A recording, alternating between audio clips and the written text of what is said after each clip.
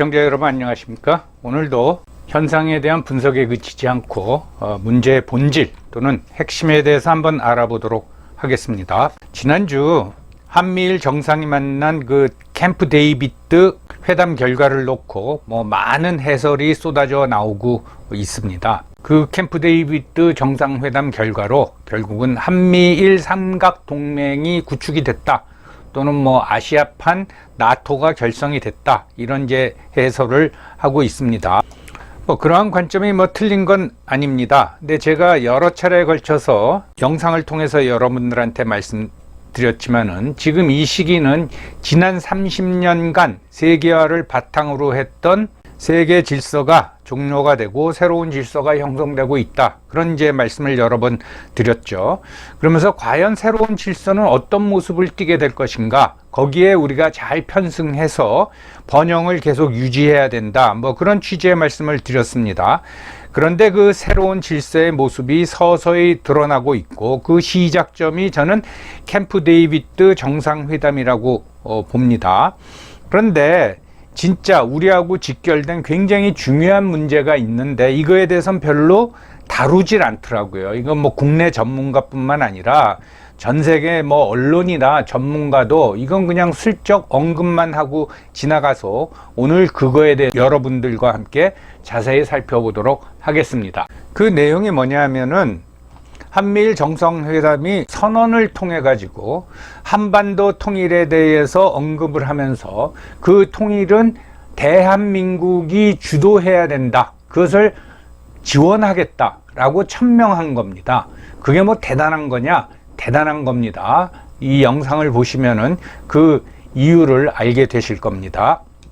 여러분들의 구독과 좋아요는 채널 운영에 큰 힘이 됩니다. 이미 언론에 자세히 보도됐지만은 캠프 데이비드 정상회담 그 결과 주요 내용을 다시 한번 간단히 살펴보겠습니다. 정상회담이 끝나고 이제 8월 18일 날 세 개의 문건이 공개가 됩니다. 첫 번째가 캠프 데이비드 정신, 두 번째가 캠프 데이비드 원칙, 세 번째가 한미일 간 협의에 대한 공약. 참 이것도 재밌는 거죠. 모든 내용은 캠프 데이비드 정신에 다 들어가 있습니다. 근데 거기에 그치지 않고 이것을 지키기 위해서는 우린 이런 원칙이 필요하다 해서 캠프 데이비드 원칙을 또 얘기하고, 이거를 꼭 지키자 해서 한미일 간 협의에 대한 공약, 이렇게 세 건의 문건이 이제 발표가 됐습니다.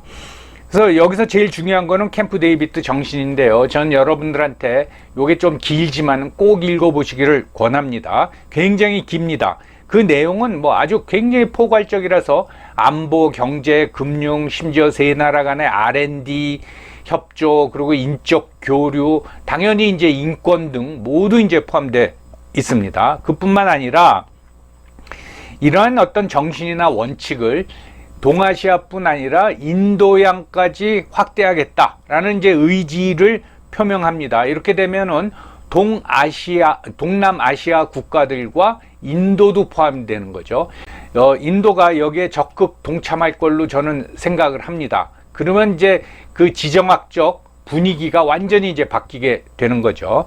그리고 또 하나 눈여겨봐야 될 거는 중국과 북한을 언급하면서 과거에는 영어로 그냥 China, North Korea 했는데 이번에는 중국을 PRC, People's Republic of China, 그리고 북한은 DPRK, Democratic People's Republic of Korea. 이게 무슨 뜻인가 하면은 그냥 중국, 북한이 아니라 이제 너희들은 People's Republic of China 또는 People's Republic of Korea다. 즉 너희는 사회주의 독재 국가라 이겁니다. 그 두 나라하고 우리는 가치도 틀리고 체제도 틀리다 라고 이제 분명히 선을 긋은 겁니다. 이러한 회담 결과에 대해서 많은 이제 언론들이 해설을 하고 있고, 이게 무슨 아시아판 나토다 또는 한미일 삼각 동맹이 구축이 됐다, 이런 표현을 하는데 그 틀린 말은 아닙니다. 근데 반만 맞습니다. 이 함의가 어마어마하다라는 거는 잘 파악을 못하고 있더라고요. 제가 이제 지난 30년간 세계화의 바탕을 둔 그 질서가 바뀌고 있다라는 말씀을 여러 번 드렸죠. 그러면서 새로운 질서가 형성될 거다. 근데 어떤 방향으로 형성될지는 지금 시점에서 예측하기 힘들다. 그런데 이거의 단초가 여기서 나타나는 겁니다. 서서히 패권 국가인 미국이 생각하고 있는 새로운 국제 질서가 어떤 거다라는 게 요번 캠프 데이비드 회담 결과로 이제 나타나는 거죠. 그런데 국내 전문가뿐만 아니라 미국 전 세계 전문가 언론들이 놓치고 있는 게 있습니다. 자기네들하고 직접적인 관계가 없기 때문에 소홀히 다뤘을지 모르지만은 국내 언론에서 이거를 중요하게 안 다루는 거는 전 이해가 안 가고요. 그거에 대해서 제가 이제 여러분들한테 말씀드리고자 하는 겁니다. 그럼 캠프 데이비드 정상회담 결과가 의미하는 게 뭐냐? 쉽게 말하면 미국의 전략적 파트너가 이제 대서양 중심에서 인도 태평양으로 옮겨왔다라는 거죠. 이건 어마어마한 의미를 갖는 겁니다. 2차 세계대전 이후에 미국은 주적을 소련으로 보고 나토를 결성하고 유럽을 중심으로 패권 유지를 위한 노력을 해왔습니다. 결국은 1991년에 소련이 해체되는 성과를 거뒀는데 이제는 이 시점서부터는 주적을 중국으로 보고 중국에 대한 봉쇄 정책을 동아시아를 중심으로 하겠다라는 겁니다. 그리고 그걸 점점 넓혀가지고 인도양까지 포함시키겠다라는 거예요. 그래서 중국의 봉쇄 정책에 북으로는 중국 북쪽으로는 몽골, 그 다음에 한국, 일본, 대만, 필리핀, 그리고 인도, 일부 중앙아시아 국가를 포함시켜가지고 완전히 둘러싸겠다라는 거죠. 여기서 인도가 적극적으로 참여하는 게 굉장히 중요하죠. 중국이 항상 자랑하는 게 뭡니까? 인구죠. 14억 인구. 근데 금년 들어서 인도의 인구가 중국을 추월했다. 라는 이제 보도가 나오고 있지 않습니까? 그러니까 인구 규모로 봐도 절대로 중국이 큰 소리 칠 수 없는 상황에 온 거죠. 그래서 결국은 예전까지는 미국의 관심의 주는 유럽이고 그 다음에 아시아는 부였다면은 이제부터는 미국의 관심에 주는 아시아고 부가 유럽이 되는 겁니다. 이번 캠프 데이비드 정상회담의 결과는 저는 1969년 닉슨 독트린 이후에 한국에 가장 큰 영향을 미친 선언이라고 봅니다. 1969년 닉슨 독트린 하면 알지도 못하는 분들도 계실 거고 이미 그 충격을 다 잊어버리고 계실 분이 많겠지만은 다시 한번 살펴보면은 닉슨이 대통령에 당선되고 나서 그 첫 해에 괌에서 발표했죠. 닉슨 독트린을 발표합니다. 우리 월남전 해보니까 너무너무 지겨워 힘들어. 그래서 뭐라고 선언을 했냐? 아시아의 방위는 아시아인의 손으로. 그게 뭡니까? 우리나라한테 우리나라 방위는 너희들이 책임져라 이겁니다. 그러면 이거 주한미군 철수하는 거 아니야? 주한미군 철수하면 우리나라를 어떻게 지키지? 이런 이제 겁을 먹었는데 그게 실현이 되죠. 결국은 1971년에 주한미군 일부가 철수합니다. 그 당시에 우리나라에 주둔하고 있던 미군이 미 육군 2사단하고 미 육군 7사단이었는데 동두천 최전방이죠. 캠프 KC에 있던 7사단을 철수시켜버립니다. 병력이 한 2만 명 되는 거죠. 그러니까 주한미군이 반토막이 나버렸어요. 그때는 정말 우리나라 국민들이 벌벌 떨었습니다. 미군 그냥 반뚝 뛰어내서 철수시키는 거 보고 이러다가 2사단까지 철수하는 거 아니야? 이거 큰일 났다. 그래서 그때부터 방위산업을 박정희 대통령이 육성하기 시작하는 거죠.